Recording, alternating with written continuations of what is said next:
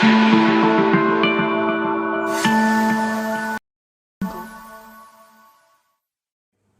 Morning बच्चों। और मैं आपकी रहा मैम काफ़ी लंबे समय के बाद मैं आई हूँ। कुछ प्रॉब्लम्स थी, इस वजह से नहीं आ पाई। अब मैं आई हूँ तो ये मैं क्लास 8 को कवर करूँगी। क्लास 8 की जो मैथ है उसको मैं जल्द से जल्द सॉल्व करने की कोशिश करूँगी, और स्पेशली उन चैप्टर्स को जो आपके फाइनल में आने वाले हैं।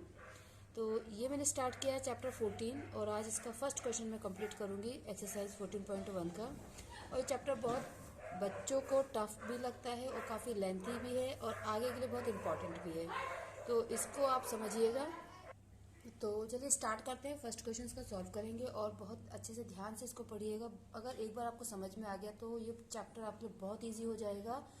एंड 9th चैप्टर भी कुछ इससे मिलता जुलता है, और आपको 9th और 10th में बहुत हेल्प होगी अगर आप इस चैप्टर को बहुत अच्छे से समझ लेते हैं। चलिए हम स्टार्ट करते हैं फर्स्ट क्वेश्चन। आपका फर्स्ट क्वेश्चन है find the common factors of the given terms. ठीक है, आपको जो गिवन टर्म्स है उसमें से कॉमन फैक्टर निकालना है। इनको हम टर्म्स कहते हैं। ठीक है, अगर आपके इसमें के बाद कॉमा है दैट मीन्स ये एक अलग टर्म है, ये एक अलग टर्म है। अगर एक कॉमा नहीं भी होता और ये ऐसे लिखा होता 12x + 36, तो भी ये आपका अलग टर्म होता है और ये एक अलग टर्म होता। तो इन टर्म्स में आपको कॉमन फैक्टर्स निकालने हैं। पहले आपने 5th 6th में सीखा है कि हम नंबर्स के बीच में कैसे कॉमन फैक्टर्स निकालते हैं। अभी आपको टर्म्स के बीच में, क्योंकि इसमें वेरिएबल्स आ गए हैं x। ठीक है, अब आपको इन टर्म्स में कॉमन फैक्टर्स निकालने हैं। तो आप देखिए कैसे हम करेंगे। ये आपका 12x है, क्योंकि आपका ये स्टार्टिंग है इसलिए मैं आपको बहुत धीरे धीरे आराम से इजी मेथड से बताऊंगी, जो आपको हो सकता है लॉन्ग भी लगे बट बाद में फिर आपको इजी लगेगा। तो इसमें आप क्या करेंगे कि आप सिंपल 12 के यहाँ पे आप प्राइम फैक्टराइजेशन करेंगे। ठीक है, और अब आप इसको लिखेंगे 2 इंटू 2 इंटू 3, और x था तो इंटू एक्स। ओके, आप 36 का भी प्राइम फैक्टराइजेशन करेंगे।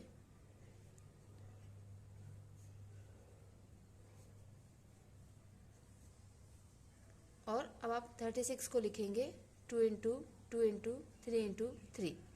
यहाँ पे अब आप क्या करेंगे, जैसे हम नंबर्स में करते थे, जो भी कॉमन है उसको आप देखेंगे। जैसे ये 2 इन दोनों में है, ये वाला भी इन दोनों में है, देन 3 इन दोनों में है। इसके अलावा कुछ भी इन दोनों में कॉमन नहीं है। तो इन दोनों का कॉमन फैक्टर क्या हो जाएगा, 2 इंटू 2 इंटू 3।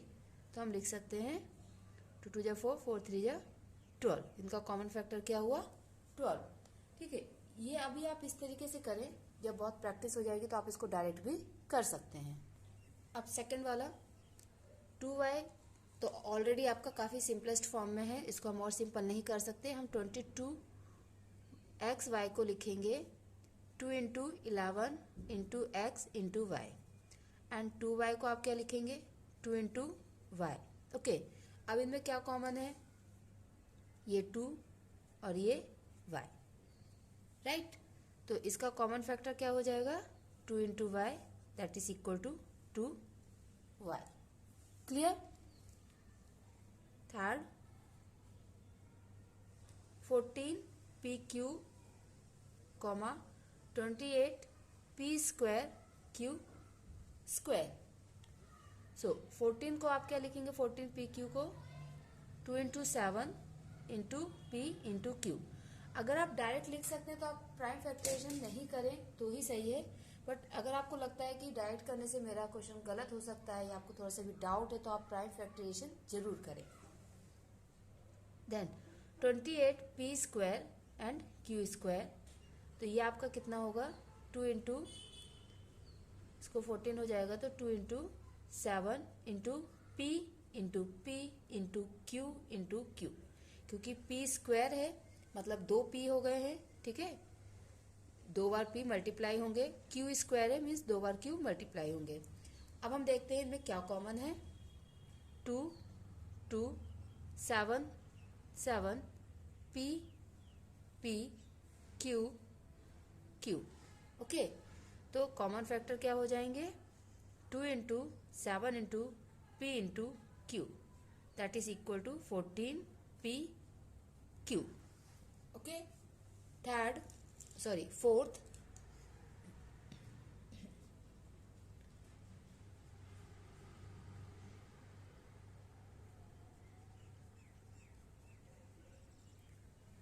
अब इसमें हम 2x को लिखेंगे 2 इंटू एक्स, 3x स्क्वायर को 3 into x into x and 4 को 2 इंटू 2। ओके, यहाँ पे आप देख सकते हैं इन दोनों के पास 2 है बट इसके पास नहीं है, इन दोनों के पास x है पर इसके पास नहीं है, तो इसमें से कुछ भी कॉमन नहीं निकल रहा है। जब कुछ भी कॉमन नहीं निकलेगा तो आप लिखेंगे 1। ओके, जब कुछ कॉमन नहीं होगा तो आप सिंपल क्या लिख देंगे 1। Okay, now fifth one, so this is your fifth one. अब 6abc को आप कैसे लिखेंगे 2 into 3 into a into b into c। 24ab square को 2 इंटू 2 इंटू 2 इंटू 3, 2 2 जा 4, 4 2 जा 8, 8 3 जा 24, then into a into b into b।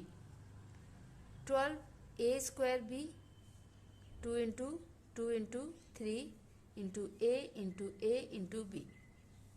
अब हम निकालते हैं common factor.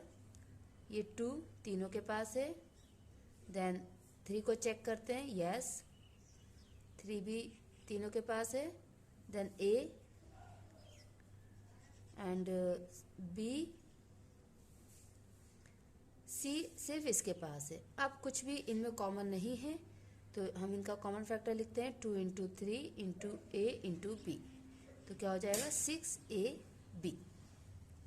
Okay, now sixth one 16x cube, इसको आप क्या लिख सकते हैं 2 into 2 into 2 into 2 into x into x into x. Minus 4x square को minus 2 into 2 into x into x.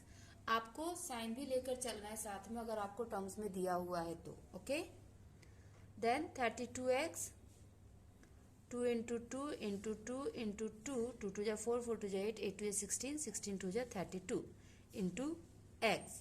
अब इसमें कॉमन फैक्टर क्या होंगे 2, अगेन 2, देन यहाँ पे नहीं है 2 हमारे पास, यहाँ और यहाँ है x।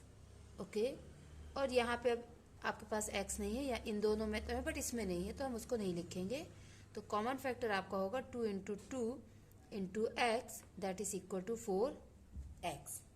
Okay, now seventh one 10p cube, 2 into 5 into p into q, 20qr, 2 into 2 into 5 into q into r, 30rp, 2 into 3 into 5 into r into p। Okay, अब इसमें कॉमन क्या है 2 5 और यहाँ q है बट यहाँ नहीं है, यहाँ p है बट यहाँ नहीं है, तो इसमें हमें वेरिएबल्स कुछ भी कॉमन नहीं मिलेगा। हमारा कॉमन फैक्टर होगा 2 into 5 that is equal to 10। Okay, अब लास्ट और हमारे पास है 8th, उसको भी हम कर लेते हैं। So this is your last one.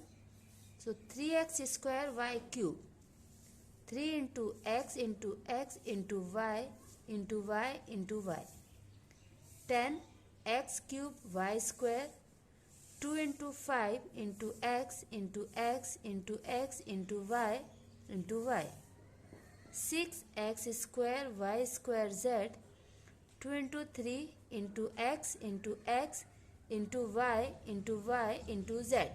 Okay, common check करते हैं। 3 यहाँ पर है, यहाँ है बट यहाँ नहीं है।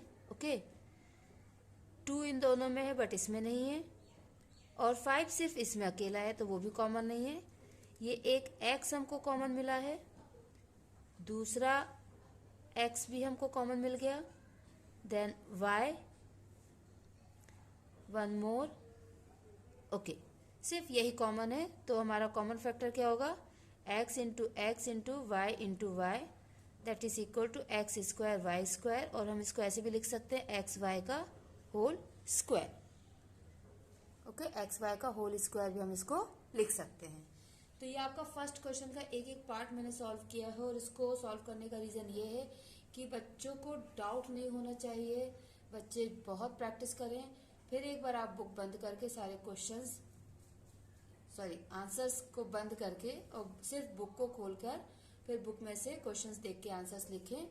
क्योंकि जब हम कुछ होमवर्क में दे देते हैं या एक दो पार्ट छोड़ देते हैं तो उन बच्चों को प्रॉब्लम होती है जो अभी जिन्होंने पढ़ना स्टार्ट किया है या फिर जिनका मैथ्स जो है थोड़ा सा वीक है। इसलिए मैं मोस्टली प्रेफर करती हूँ कि सारे क्वेश्चन सॉल्व करूँ। कभी जब बहुत प्रैक्टिस हो जाती है तो एक दो क्वेश्चन होमवर्क में देती हूँ, बट अदरवाइज मैं सारे क्वेश्चन ही सॉल्व करती हूँ। तो आप इनको प्रैक्टिस कीजिए और जल्द से जल्द मैं नेक्स्ट क्वेश्चन भी लेकर आऊँगी। Okay, thank you.